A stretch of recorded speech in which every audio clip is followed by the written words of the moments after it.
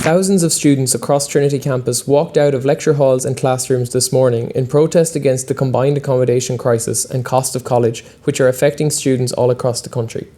The demonstration was part of a nationwide student walkout organised by the Union of Students in Ireland, USI, who say that it's time for students to stand up to universities and government against exploitation. Trinity College Dublin Students' Union, TCDSU, pledged its full support to the walkout, encouraging and coordinating students who gathered in Front Square.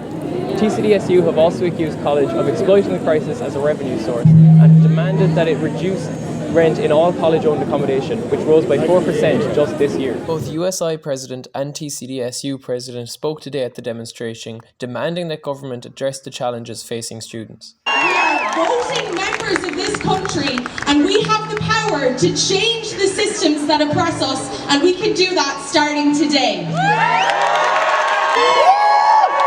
This college exists for students. It doesn't exist for tourists. It doesn't exist for the government. This is a college that we own, that is for us, and we would deserve, if education, and I believe education is a human right, and we deserve to be able to avail of it. USI have also criticised the funding gap of €285 million in the higher education sector, which they say contributes to lower staff pay, worse working conditions, and Ireland's high student staff ratio of 23:1, compared to the European average of 15:1.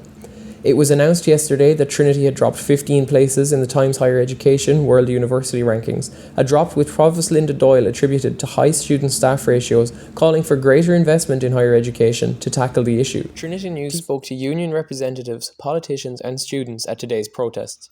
So what was the importance of today's protest? So I think after the pandemic, there was a huge reluctance of students to engage in this kind of and worried that we would just be not listened to, that the protest wouldn't be taken seriously, and also it's difficult to get people out in their numbers, especially for the first protest back.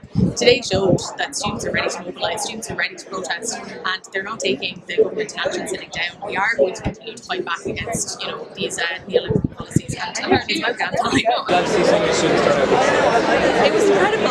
We were worried about the numbers initially, but then students, we showed up pretty faith in them. They showed up with Doc and Cobbs and me, so some of these deadly wrong. Students are out here, they're mobilising. It's not just, we can pop it off and say, oh well, we don't know how many students are affected. There were thousands here today, and there were thousands nationally. All of the campuses around the country were packed out as well. So it really is the student fees, accommodation crisis, lack of public transport, lack of socialisation, amenities around.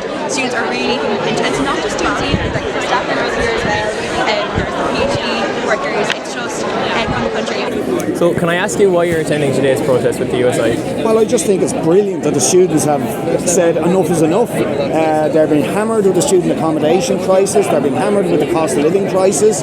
The government did nothing for them in the budget, drops in the ocean, but it's disgraceful. Students are paying the highest fees anywhere in Europe.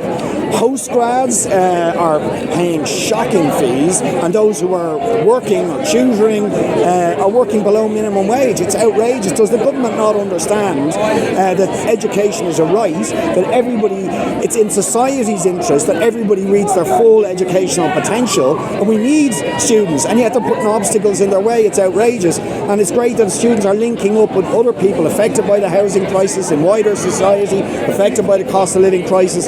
So this is brilliant. We need student power, we need people power, and I think this is the beginning of a campaign that will shake this government. Moved here from South Africa a year ago. I've every day experienced some sort of financial insecurity, some sort of food insecurity. I worry every day if I have enough money to eat or if I can eat at all. It's not acceptable. I pay more than 20 grand a year in fees, and I'm not getting the services or access that I deserve. It's time for it to end. It's time for us to all come together and say enough is enough, because I don't want to feel this anymore. This is David Wolfe reporting for Trinity News from Trinity College Dublin.